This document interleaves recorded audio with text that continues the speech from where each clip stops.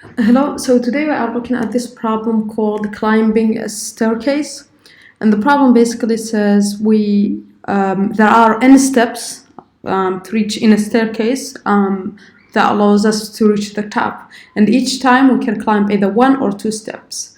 And the problem asks us to determine how many distinct ways we can reach the top, right? So you have two choices, right? We have two choices. Either climb one step or 2 steps, right? Every time at each step of the staircase we can do one or the other, and we want to determine how many distinct ways, right? So that's the question that we are asked, and this hints us right away to do dynamic programming, because it asks how many ways. Enumeration is often either dynamic programming or backtracking, but let's just first try to decompose this problem, right? So when we are at a step, let's say at step X or step I, what can we do? We can either go to, so two choices, right?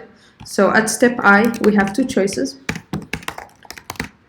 Either go to step I, or we can go to step I plus 1, right? So these are the two choices. Now, how can we do this then? So right away, when you look at this, you can think, okay, I could just recurse, right? I can just keep recursing until I reach the top. And when I reach the top, exactly at n, I can count it as one way, right, to reach the top. That's what we are counting here, ways to reach the top. So this means we can come up with a recursive function, right? So what we can do is, so for a recursive function, what do we need to find? We need to find the base case, which happens when, in our case here, when we reach the top. That's where we want to count that we have one way to reach the top, right? So when I is equal to n, then we want to return 1, right? Because that's one way to reach the top. However, if let's say we are at step n minus 1 or n minus 2, let's say n minus 1, right? And to reach the top, we need to get to n, right? If we do 2 steps, so at n minus 1, if we climb 2 steps, then we will reach n plus 1, right? So that means we didn't reach the top, we went over the top, right? And so we shouldn't count this, so it shouldn't be counted. So to do that, count it. So to get this to happen, we need to say another base case, which is if we climbed too much and we surpassed the step at I equal to n, which is when I is bigger than n, then at that point we shouldn't count it. And not counting it means just returning 0 to the call-up, right? So that's another way. And then after this, what would be the next step? So we need to recurse, right? And so we know that, let's call our function here climb stairs. Let's call it climb. And so we know that, or let's call it climb stairs, just CS to mean climb stairs. So we know we need to climb, climb to step, when we are at step I, we need to climb to step I plus 1, which is climb 1 step, or I plus 2, climbing 2 steps. So here, climb 1 step. And this one, climb 2 steps to get to I plus 2. So the recursive functions are I plus 2 and the same function I plus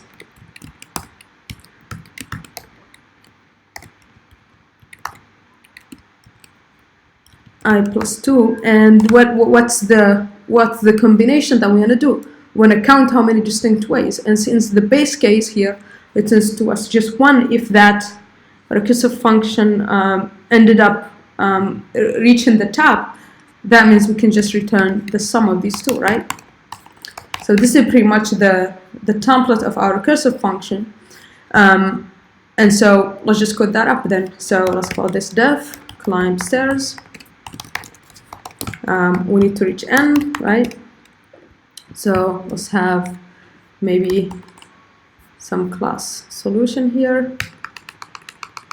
Let me just take the same function, self, so climb stairs, right? And self and right? So what this does here, what we need to do is just what we defined here, right? So let's just do that right away. So we need to have a recursive function, so we need some kind of I. So let's just define some helper function, right? And let's pass the step we are currently at to be able to do the recursive function. And so that's what will be called here. And this function here would, so now that we have it, we need to call it, right? So we just need to return. We start from the first step, so we need to return 0, right? That's pretty much all there is to it. I have a test case here, a set of test cases, so let me just run them on the first one. So let's call this 2, and let's run this on these.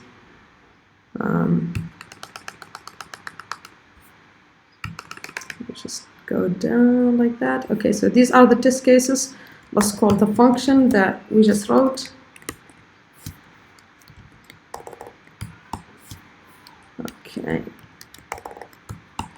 Okay, so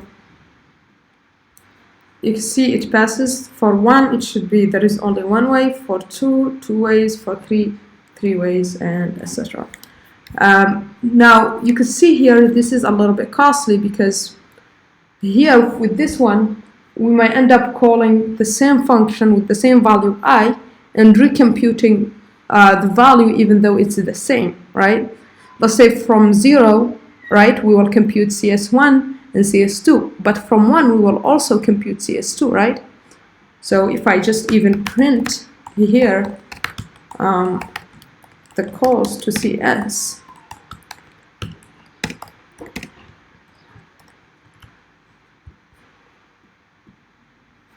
so you can see here we called for CS0 2 times and recomputed it, which is unnecessary. If we compute it once, we can just store it since it doesn't change. The same thing for 2, we computed it here multiple times, right? Same thing for 3, it's computed here multiple times. And so you can see we are doing a lot of useless stuff. So the way to avoid this is to just have a memorization table that stores the results, so that next time we call, we could just reuse the existing, the result that we computed beforehand. And so that's what we are doing here with this one, where it's the same recursive function, except we store the result in memo table using the step, saying basically at step I, there are this many ways to reach it. And then if every time we compute it, we store it and return the value. And then when we are here, just before computing it, we check if we already stored it, if we already computed it and cached it.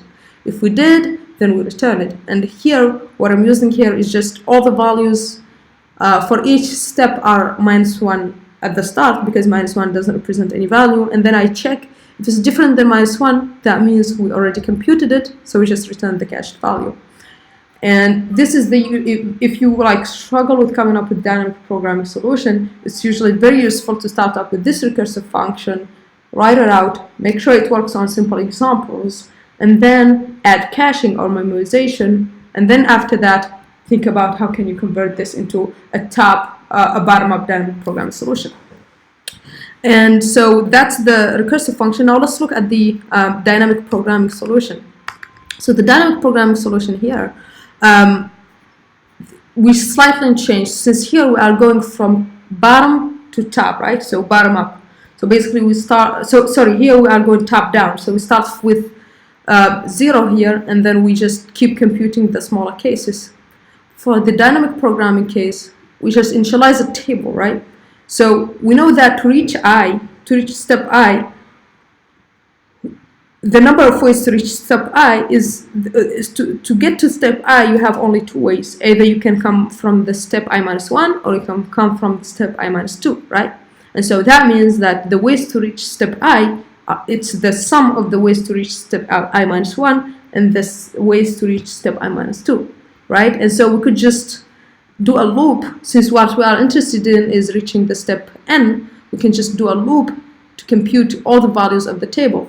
And so just to like formalize this a little bit more. So for dynamic programming, we need to do a couple of things. First, what is our goal function? Then what is our base case? And what is our recurrence relation? And that's pretty much it. And what is also our state here? So the goal here is how many distinct ways we can reach the top, or we can reach step n, right? That's the top. So our states need to kind of match that so that we can return it. So how many ways, state at I is how many distinct ways to reach step I, right? And so that would be our dp of I. And the base case here is pretty straightforward. We know that at step 0 there is only one way to reach step 0, right? You could just go to it, right? And to reach step 1, how many ways you could do that? So here, the one thing to notice is that I'm counting starting from zero, because I could have counted starting from 1, but that would have complicated a little bit my array indices handling. So I'm just going to count starting from 0, which means that to reach the top means just n-1, reaching n-1, because I'm starting from 0, considering 0 the first step. So here it will be reaching n-1, so that means that our goal is to return just dp of n-1, right?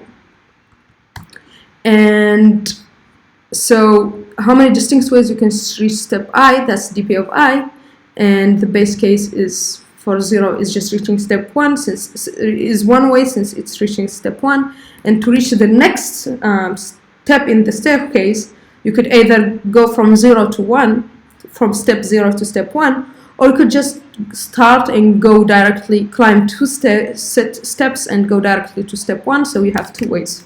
So from these 2, we can just make this the base case, and then let's write dp of I in terms of smaller states. So we can come from to I, step I, from either I-1, or we could come from I-2, right? Either climbing one step or climbing 2 steps. And the number of distinct ways, they are both different, and so we could just make that the sum, and at the end return dp of n-1, and that's what we are doing here, pretty much. And looking at this, you could notice that, okay, I actually only need I-1 and I-2, so there is no need to have an array, right? I could just have 2 variables and use those. So so you could see here, this is always also something to do after writing a dynamic programming solution here with an array, is to think, okay, do I really need an array? Maybe I just need 2 variables, maybe 3, maybe even like if you used for dynamic programming a 2-dimension array, can I get away with just 1-dimension array, right? So here you can see every time we only need the previous 2 states, right? And so we could just use 2 variables, right?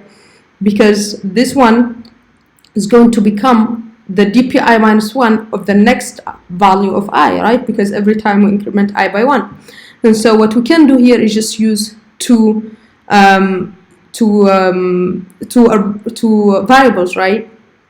And so here the dp of I is becoming A, and so dpi-1 is actually B, and dpi-1 is actually dp of I-1 is actually A, and dp of I-2 is actually B, and we could just replace these values, and at the end what we need to return is the last I, which is just the value A, and that's pretty much all there is to it, and this one works. So in terms of time complexity here, you could see that here, because we are doing the duplication, we will end up doing some 2 to the power of n thing, but after doing the memoization, we will go to each step. We will compute each step only once, so we'll end up doing an O of n algorithm. Here also same thing, O of n, but here we are using O of n space too, right? And here we are using still O of n space, but with this solution we are using O of n time complexity, but only O of 1 space complexity, because we are using only 2 variables. So this is the most optimal solution here. Yeah, so that's it for this problem. Thanks for watching and see you next time. Bye.